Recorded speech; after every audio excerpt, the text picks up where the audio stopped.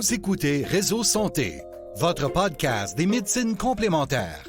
Voici votre animatrice, Marie-Lise Pelletier. Bonjour, chers auditeurs. Bienvenue à un autre Réseau Santé. Ça fait une couple de fois que il y a du monde qui me jase par rapport au poids, l'embonpoint, la santé en général. Puis je réalise depuis une couple d'années, tu sais, je suis quand même dans le domaine de la santé depuis plus de 35 ans. Ça n'a pas l'air vrai quand même, là.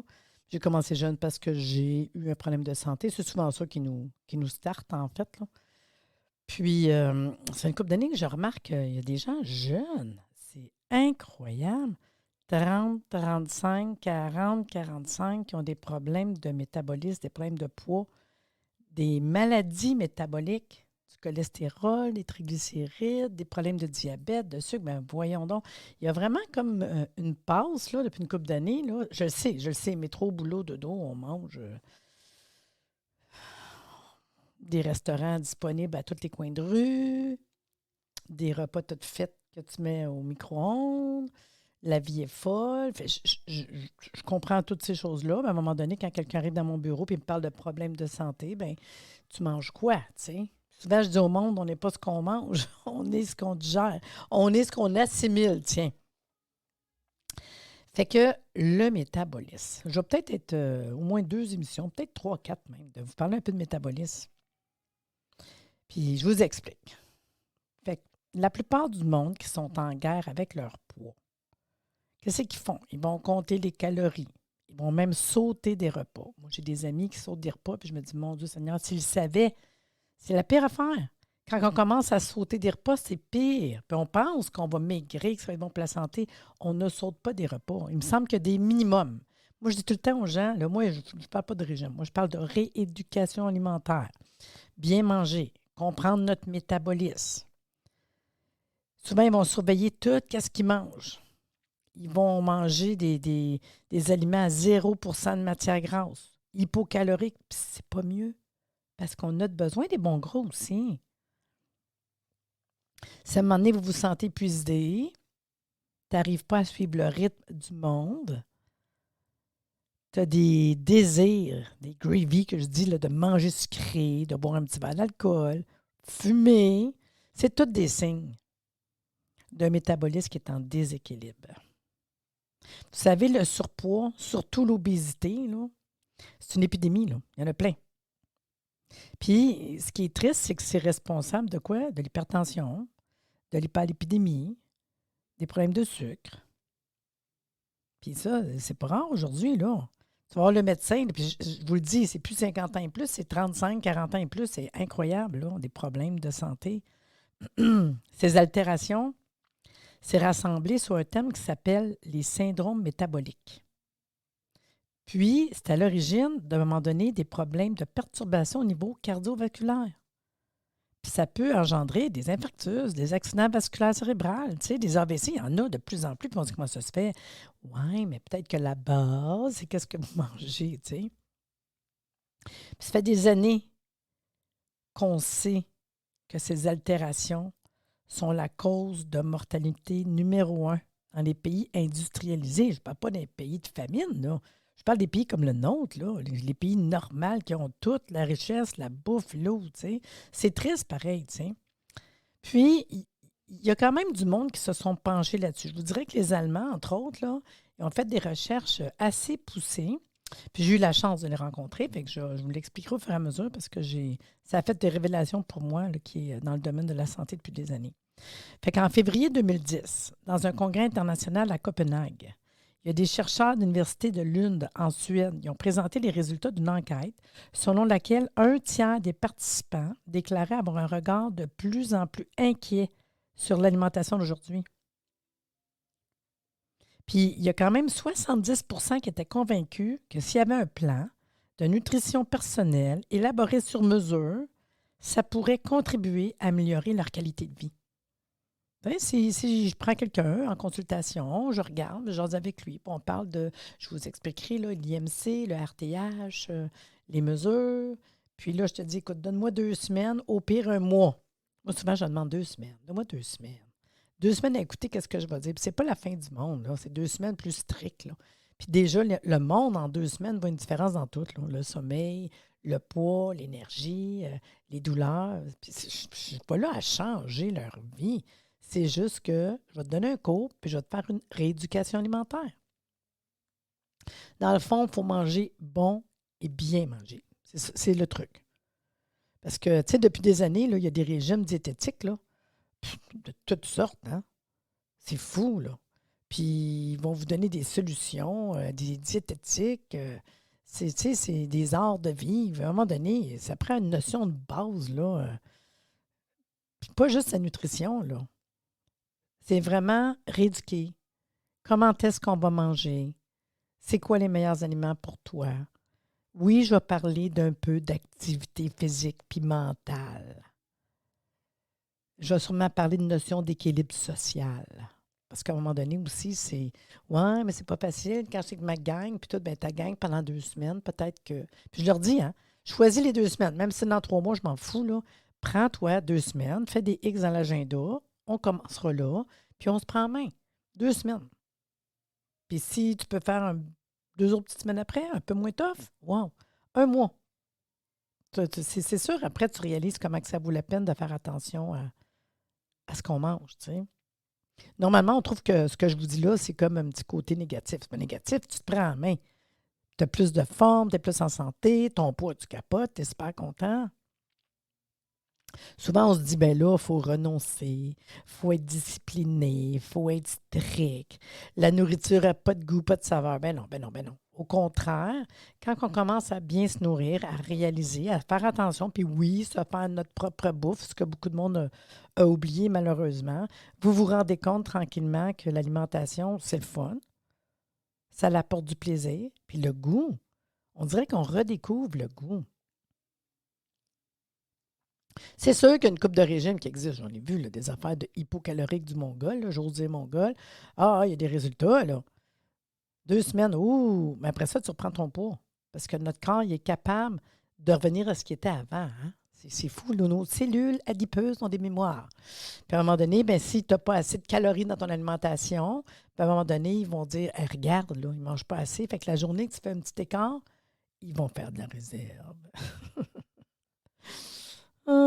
Mais c'est pas facile à garder des régimes de même. C'est pour ça que moi, je suis contre les régimes. Je suis pour une bonne alimentation, bien manger. C'est sûr que là, si tu fais des régimes drastiques, ce bout-là, c'est plate. C'est pas le fun, c'est plate. Tu as juste hâte de rentrer dans ton costume de bain ou whatever. Là. Mais à un moment donné, il faut que tu manges de manière à ce que tu restes avec tes bonnes habitudes alimentaires. Puis je ne vous dis pas que moi, j'appelle ça des froqués. Là. Je ne vous dis pas que je ne défroque pas. Là. Je me tape des bonnes bouffes. J'y vais au restaurant. Là. Mais tu réfléchis. Tu réfléchis plus à ce que tu manges, comment est-ce que c'est. Tu regardes ta santé, ton avenir, ton corps. Tu sais, moi, je veux vivre vieille, là. Vieille pas en santé. Là. Puis à un moment donné, c'est pas une discipline de faire. C'est vraiment d'être fier et content de comment est-ce que tu manges. Puis c'est pas de ressentir la faim. Quand tu manges bien, comme il faut, tu n'as pas faim.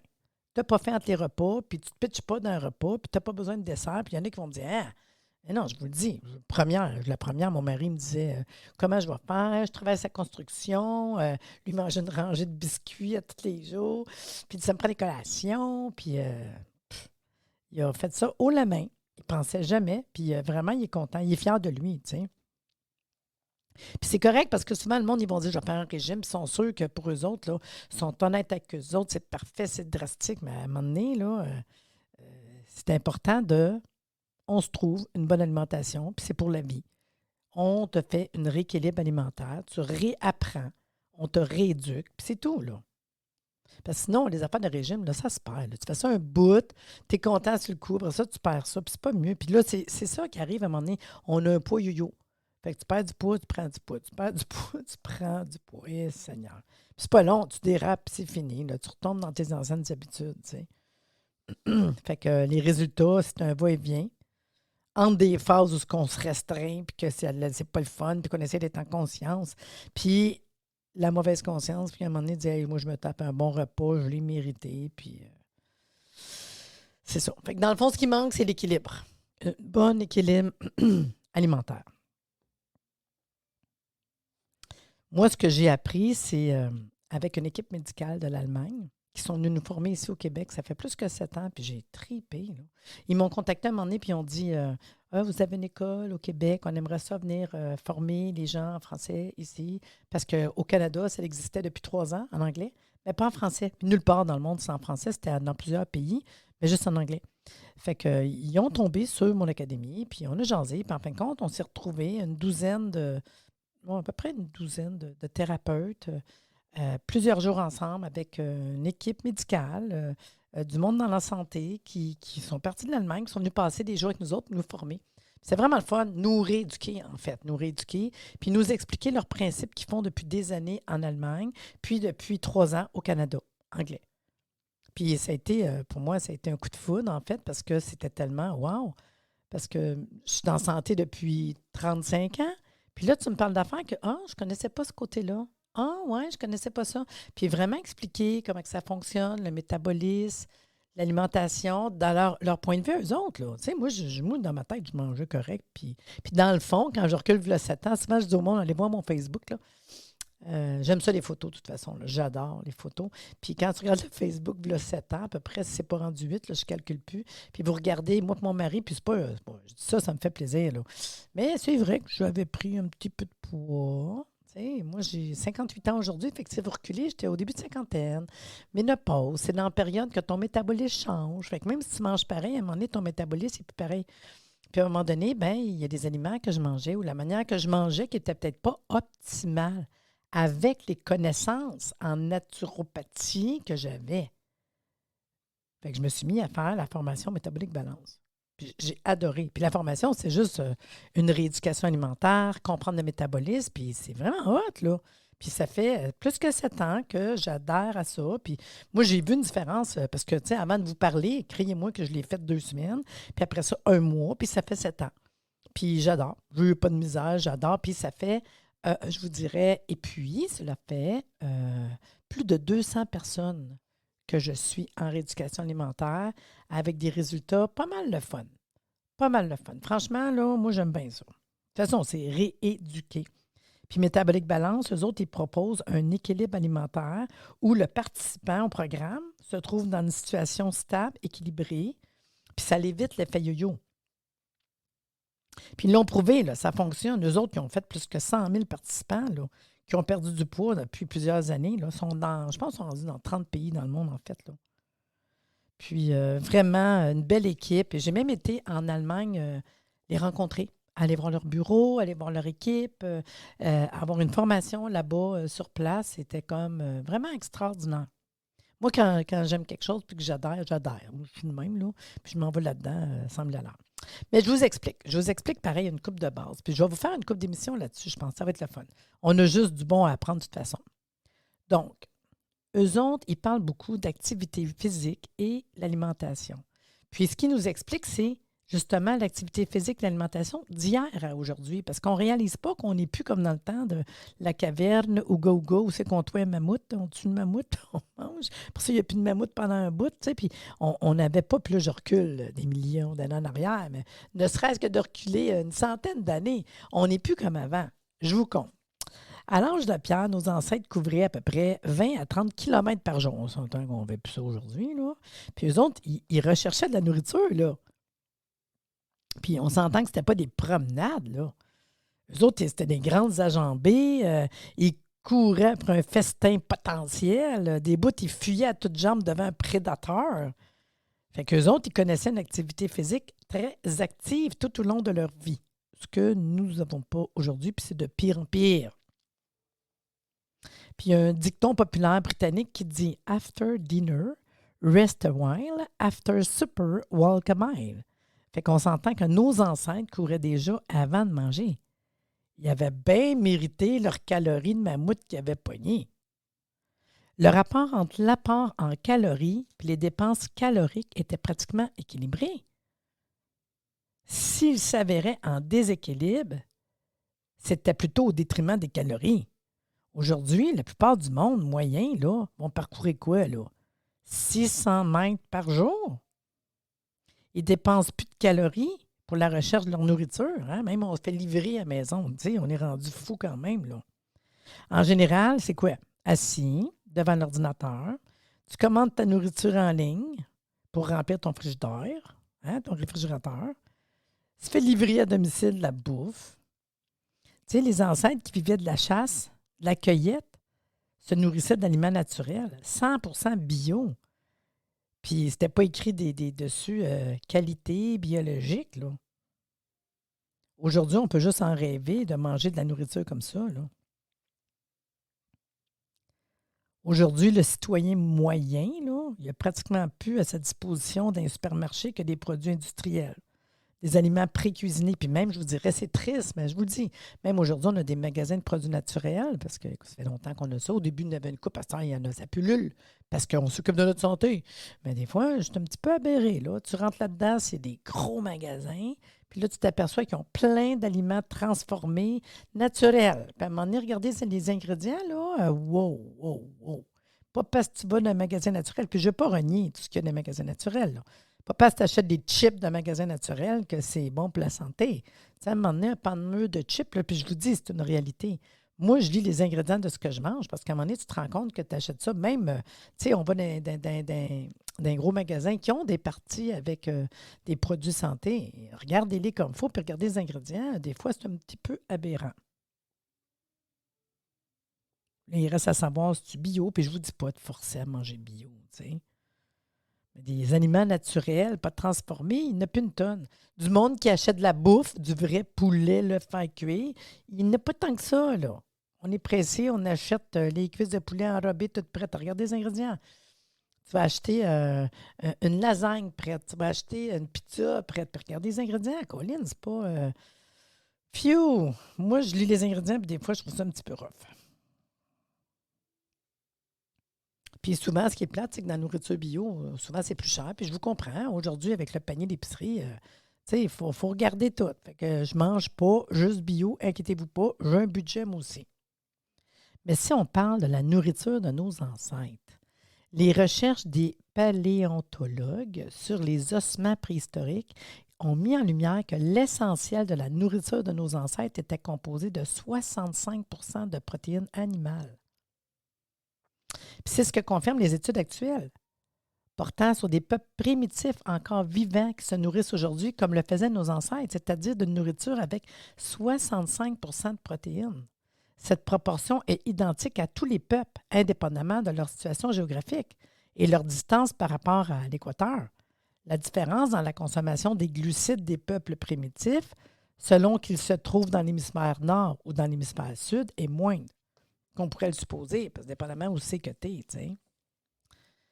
Mais là, quand je parle du surpoids, un petit prélude à la maladie, parce que moi, c'est la raison pour laquelle je fais mon podcast aujourd'hui, là. C'est bien beau parler de poids, puis on est tout cute, tout beau. Non, non. C'est parce qu'à côté de ça, le surpoids, ben, c'est des problèmes métaboliques. Puis les problèmes métaboliques, c'est des problèmes de santé. Puis la plupart du monde ont. Je vous le dis. Donc, malheureusement, c'est vrai que le surpoids, je ne demande pas d'être en obèse, c'est pas ça, là. Un surpoids, puis le manque d'activité physique va engendrer des problèmes de santé. C'est facile, là. Il ne faut pas que tu sois en surpoids. Il faut que tu fasses un peu d'activité physique. Je ne vous demande pas de courir le marathon. Je ne vous demande pas de faire 50 km de vélo à être exténué, de faire du spinning. Je vous demande d'être actif. Je vous demande de marcher 15 20 minutes. On peut-tu marcher 20 minutes par jour? On peut-tu marcher? C'est fou, là.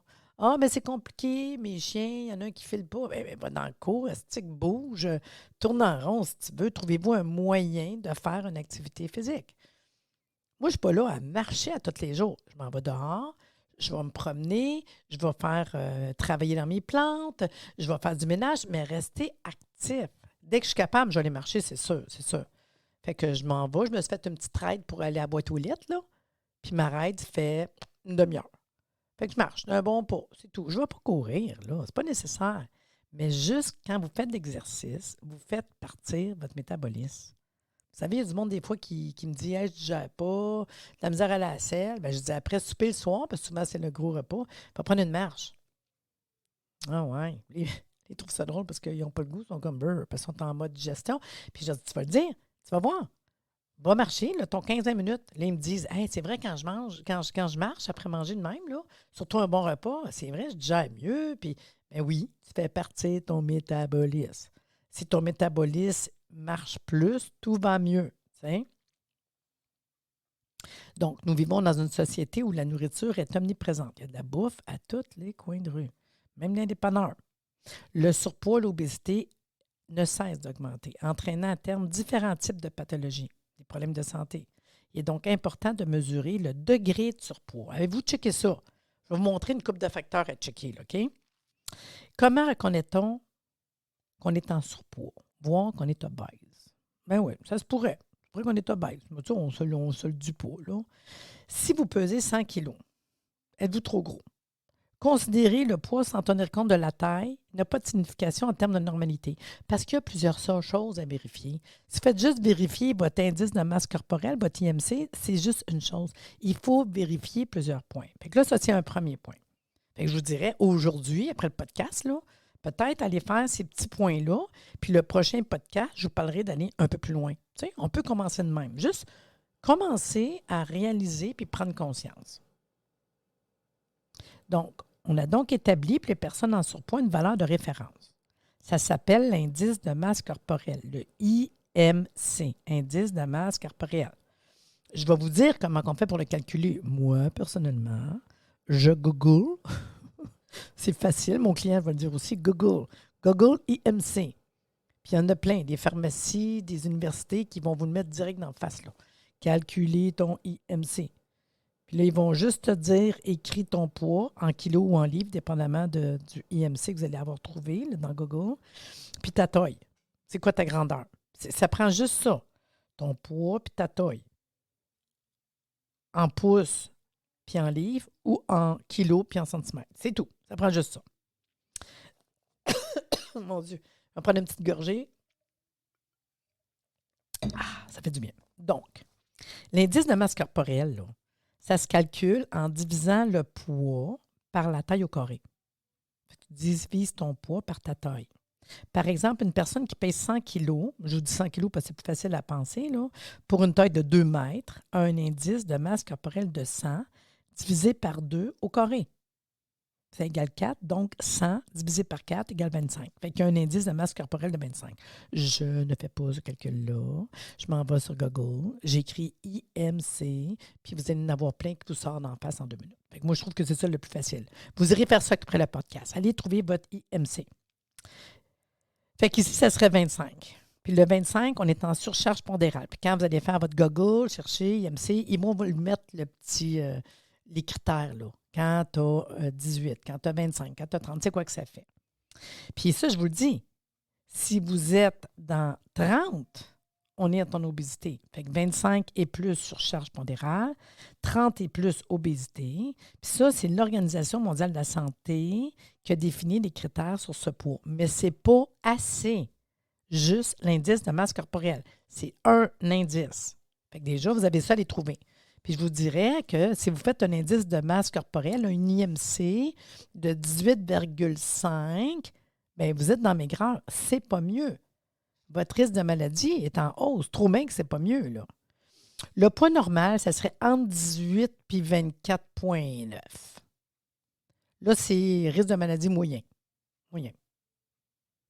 Le surpoids, c'est entre 25 et 29,9. Là, les risques de maladie, c'est en hausse. Mais je vous le dis, pour moi, personnellement, mon indice de masse corporelle, je vous le dis, humblement, se situe pas mal tout le temps à 26, 25. J'ai déjà eu 27. T'sais. 26, c'est pas mal ça quand même. Fait que, tu sais, ils disent risque de maladie en hausse. On peut capoter. Pas besoin d'être absolument à 25. Virez pas fou, là. T'sais. Mais je vous le dis quand même. L'obésité grade 1, c'est entre 30 et 34. Puis là, je vous dis que le risque de la maladie, bien, malheureusement, c'est élevé. L'obésité grade 2, c'est entre 35 et 39 pour votre IMC. Puis là, le risque de la maladie est très élevé. Puis obésité grade 3, c'est plus que 40. Là, c'est extrêmement élevé, les risques de maladie. Donc, quand je fais de la rééducation alimentaire, je vais dire, ça me prend votre indice de masse corporelle. On le calcule ensemble. Ça prend 2 minutes avec l'ordinateur. Puis là, je leur dis, bien, ton risque de maladie est en hausse. Ton risque de maladie est élevé, très élevé, extrêmement élevé. C'est à toi, là. Je te le dis, là, voici une affaire à savoir. Super balance. Donne-moi ton IMC. Mais il faut savoir que l'indice de masse corporelle, c'est universellement appliqué pour évaluer le surpoids ou l'obésité. Puis ça ne s'applique pas à tout le monde. Il y a 3 exceptions pour des raisons évidentes. L'indice de masse corporelle n'est pas applicable aux femmes enceintes. La femme enceinte, c'est pareil, on ne fait pas un IMC, 0 de barre, on ne fait pas ça, fais pas ça. Elle présente un indice de masse corporelle élevé parce qu'elle est en surpoids de sa grossesse. On ne capote pas là-dessus. Les enfants, les adolescents, 0 de barre, on ne fait pas ça non plus, là. Ils ont leurs propres valeurs qui sont vraiment pas comparables, sont en pleine croissance. Les athlètes, un athlète, il ne fait pas son IMC, là. Il peut bien le faire, mais on ne se fie pas là-dessus, là. Il va présenter un indice de masse corporelle élevé, pas à cause d'un dépôt de graisse, mais parce qu'il va avoir une grosse musculature développée. C'est comme ceux qui font les gros shows de musculation. Là. Eux autres, on ne fait pas l'indice de masse corporelle. On peut bien le faire, mais c'est même pas un marqueur à 0 de barre. Là. Parce que l'inconvénient du IMC, si vous calculez juste ça, l'indice de masse corporelle, c'est de ne pas prendre en compte ni la masse musculaire, ni la masse graisseuse pour pouvoir apprécier le poids, justement. Il faut considérer la composition du corps humain dans son ensemble. Fait que ça prend plusieurs méthodes. Fait qu'il y a une autre méthode, c'est ça que je vais vous apprendre aujourd'hui, là. Puis le prochain podcast, bien, je vais aller plus loin. Mais aujourd'hui, on va prendre conscience. On va aller calculer notre IMC, ça prend 2 minutes, ta grandeur, ton poids, merci, goodbye. Tu fais le calcul, puis là, tu regardes, oups, je tarisse. Bon, parfait. Fait que le prochain podcast, on va voir s'il y a des solutions, OK? Fait que la deuxième chose importante pour moi, c'est la je vais le dire comme il faut, bioimpédensmétrie. Oh my God, le BIM. La bioimpédensmétrie ou l'analyse bioélectrique, c'est une technique qui permet d'analyser le taux de masse graisseuse puis l'eau dans le corps. Les balances usuelles utilisent le principe de l'impédance, constituant à définir la résistance électrique entre 2 pôles. Pour cela, il suffit de monter les pieds nus sur une balance bioimpédancemètre dotée de 2 électrodes. La balance mesure un faible courant à basse fréquence envoyé dans un pied qui traverse le corps et ressort par l'autre pied. L'eau est un bon conducteur de courant. Puis plus qu'il y a d'eau dans le corps, plus que le courant mesuré à l'autre bout est vraiment wow. Puis cette méthode, ça sert en fait à mesurer le taux d'eau, valeur ensuite convertie pour déterminer le taux de masse graisseuse. C'est une méthode de mesure dite indirecte. Ainsi, on peut facilement s'imaginer que le résultat de la mesure avec une telle balance n'est pas le même qu'on se pèse avec une vessie pleine ou vide. Les résistances étant proportionnelles au taux d'eau. Fait qu'on obtient des valeurs différentes, même pour la masse graisseuse. Afin d'éviter ces écarts, il convient de prendre la mesure toujours à même heure, dans les mêmes conditions, et pas avoir à manger ni bu 2 à 3 heures avant. Fait que moi, je vous dis, OK, ce que j'ai fait. Je le sais, je vais parler d'investir. Je vous le dis tout de suite, mais c'est un Moses de bon investissement. J'ai acheté une balance. Moi, j'ai fait les recherches Internet, puis je vais même vous dire, ça se trouve partout, même Amazon. Là, c'est plate, je n'ai pas mais c'est moi, je l'ai acheté sur Amazon. En tout cas, je vous compte ça parce que je vous dis ce que moi j'ai fait. J'ai acheté une balance qui s'appelle Renpho. RENPHO. Ce que j'aime de cette balance-là, livrée chez vous, c'est en bas de 30$, là, OK? Puis pour vrai, là, ça fait 5 ans, là, je l'ai. Si c'est pas plus, my God, que c'est le fun. Fait que la balance qui s'appelle RENPHO, Renpho, moi, ce que je fais, c'est que le matin, je me lève, je vais aller faire mon pipi du matin. Si on a envie, on a passé toute la nuit à ne pas aller faire pipi. Puis là, je vais me peser. J'ai pas bu, j'ai fait de dos toute la nuit, j'ai fait mon pipi, puis c'est mon poids du matin. Puis, ce qui est le fun avec cette balance-là, je vous le dis tout de suite, là, moi j'adore ça. C'est une balance que j'ai dans ma chambre, puis il y a une application pour votre cellulaire. Puis avec l'application, c'est vraiment sharp. Vous êtes capable de rentrer, parce que dans quelques minutes, je vais vous parler du RTH. Vous êtes capable de tout rentrer vos mesures. La mesure de ton cou, ta poitrine, tes abdos, tes biceps, tes cuisses. Fait que toutes tes mesures, tu les mets là. Je le sais, c'est de l'ouvrage. Un coup, c'est fait, si tu remesures dans une couple de mois, on s'en fout, là. Puis, après ça, quand tu vas te peser sur ta machine, ça rentre toute seule l'information. Fait que quand je me pèse, je vais avoir, comme je me suis pesée ce matin, je regarde mon application, là, puis je peux avoir 5 personnes dessus. Mon mari est dessus, ma fille est dessus. Fait que quand ils viennent à la maison, ils se pèsent, puis eux autres aussi, ils ont pris la même balance, parce qu'ils ne se pèsent pas tout le temps sans arrêt, tu sais. Mais ça vous donne, je vous le dis, votre IMC, c'est hot, j'ai mon IMC à tous les jours. Puis là, je le regarde, il était à 24,1. J'ai quand même un IMC pas pire. Je suis rendue à 134,4 livres. Ça me dit ma graisse corporelle, ça me dit mon poids hors masse, ça me dit ma graisse sous-cutanée, ma graisse viscérale, mon eau corporelle, mon muscle squelettique, ma masse musculaire, ma masse osseuse, mes protéines, mon taux métabolique de base. Puis ça te donne même ton âge métabolique. Parce que des fois, tu peux avoir, mettons, 40 ans, puis là, il va te dire, tu as la même âge que 50. Hi! Ben oui, parce qu'il regarde ce que ça te donne, tu sais. Puis ce qui est le fun, tu peux te mettre un objectif. Moi, j'avais mis mon objectif qui était 140, ça fait quand même longtemps. Bon, une petite gorgée d'eau. Puis vraiment, wow, wow. Puis là, vous avez tous des graphiques, puis tu peux suivre les autres qui sont avec toi. Petite gorge sèche. Donc, moi, j'aime ça. RENPHO, RENFO. Puis, tu sais, je vous dis, là, ça, c'est merveilleux. Je me pèse, ça me donne tout. Puis, je suis mon graphiste, je parle mes tendances. J'aime vraiment ça, franchement. Vous n'êtes pas obligé d'investir là-dedans, mais je vous le dis. Fait que même mes clients qui viennent, ils vont se peser. J'en ai un des... parce qu'on peut être 5 applicateurs. Mais j'en ai un qui s'écrit client. Le client vient, puis en 2 minutes, j'ai toutes ses données. Ça vous prend 2 minutes, là, franchement. Fait que tu commences à dire calculer, mon IMC, tu as tout avec ça. Moi, je trouve ça, moi, personnellement. C'est sûr, tu peux aller dans des cliniques, ils vont le faire. Eux autres ont des grosses machines, puis tout. Mais avec ça, wow! Puis si vous commencez à vouloir vous occuper de vous, je trouve que ça nous motive. Ça nous motive, tu regardes ton graphique, puis à un moment donné, tu dis, oups, t'es en vacances, hein, tu fais moins attention, puis OK, on revient. Fait que je regarde, ça fluctue, là. Dans la pandémie, ça monte un petit peu, là, ça a redescendu. Fait que ça, je vous le dis, vraiment, j'aime ça. J'ai presque terminé. Là. Je fais un podcast un peu plus long un matin, mais j'avais plein de choses à vous dire. Pour terminer, je vous dirais que l'autre chose qui est importante pour moi, au moins une deuxième affaire, ceux qui ne veulent pas investir sur la balance, il n'y a pas de souci. Là, ce n'est pas important tant que ça. Je trouve ça le fun, mais tu sais, calmons-nous, pesez-vous, c'est correct. Fait qu'on a la balance, ton poids, de combien tu pèses. En deuxième, tu as ton IMC, c'est parfait. Puis en troisième, ça s'appelle le RTH, qui veut dire ratio taille-hanche.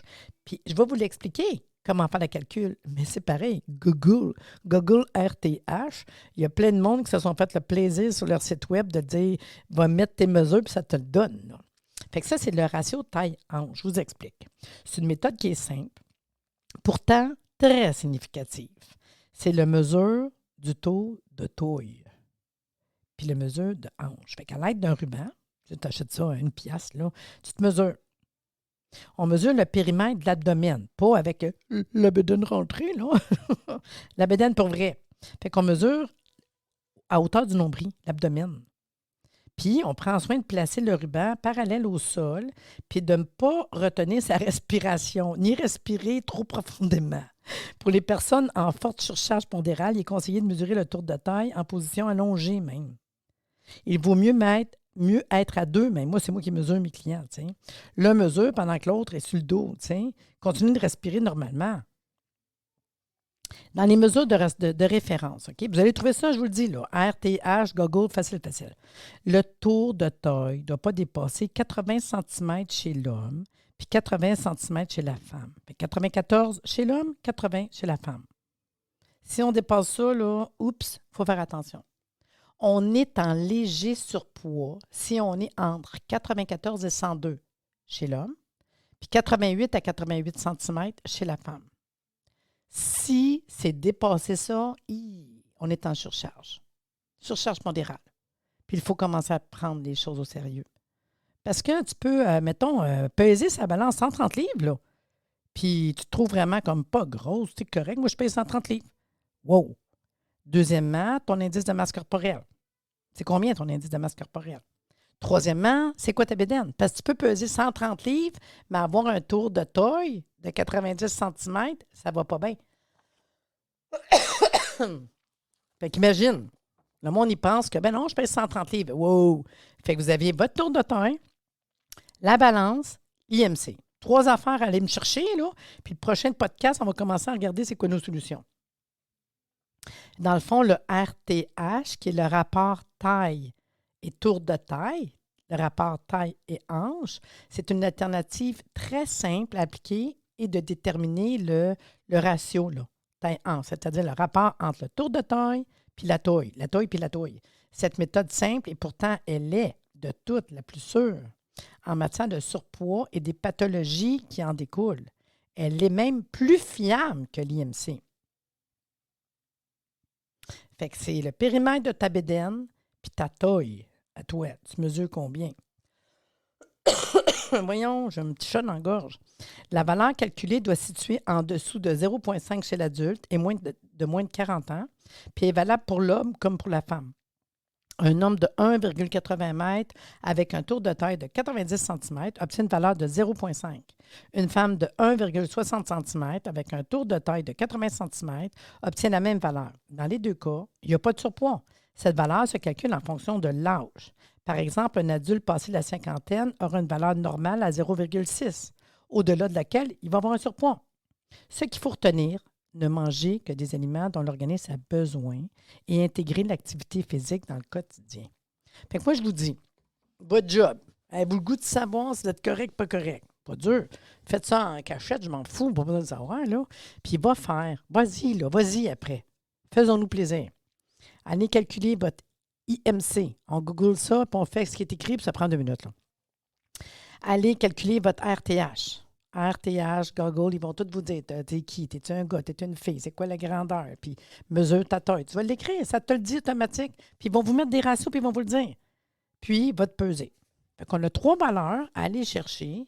Puis prochain podcast, la semaine prochaine, là, je vais commencer à vous dire qu'est-ce qu'on peut faire. Puis je vais peut-être faire une couple de podcasts là-dessus, juste donner des petits trucs là, importants. Rééducation alimentaire pour travailler au niveau du métabolisme. Parce que ça nous prend une balance métabolique, l'équilibre métabolique. Vraiment, là, j'espère qu'un matin, je vous réveille sur quelque chose, puis que vous allez être capable de dire, ouais, c'est vrai que j'ai un risque pour ma santé. Ouais, c'est vrai que j'ai un gros risque pour ma santé. Puis de vous prendre en main. Pas plus dur que ça, là. Puis, tu sais, vous pouvez mettre 2-3 personnes ensemble, dire, hey, on le fait-tu ensemble, se motiver, puis tout, tu sais. Puis vous allez être contents, là. Puis ça se peut pas que, je vous le dis, ce que je vais vous apprendre tranquillement, 2 semaines. Puis écoutez, 1 mois, vous avez une semaine en face. Puis vous m'écrirez, vous me le direz, vous allez être content, là. Fait que je vous mettrai des petits liens au fur et à mesure. Puis la balance Renfo, je ne fais pas de publicité. Il y en a peut-être d'autres, là. Moi, c'est celle que j'ai choisie par rapport au prix puis tout. Puis je l'adore. Puis c'est celle que je recommande parce que je l'aime. Puis je trouve ça le fun. Puis ça fait longtemps que je l'ai. Puis c'est pas, je trouve, un gros investissement pour votre santé. Fait que sur ce, là, good luck. Bonne chance. Puis je vous dis à la prochaine.